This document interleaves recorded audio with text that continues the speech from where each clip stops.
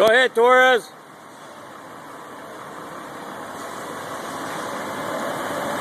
Notice how far down we started, and we're about a third of the way through the arc, and now the forks are level.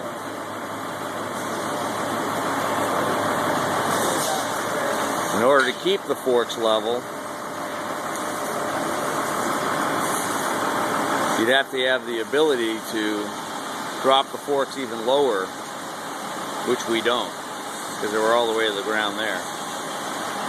Now it's getting ready to dump, and the forks will be pointing straight up in the air, like that.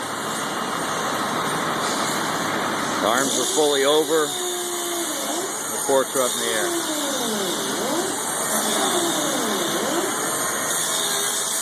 Again, if that's the bottom position, we can't bring the forks any further forward to level it.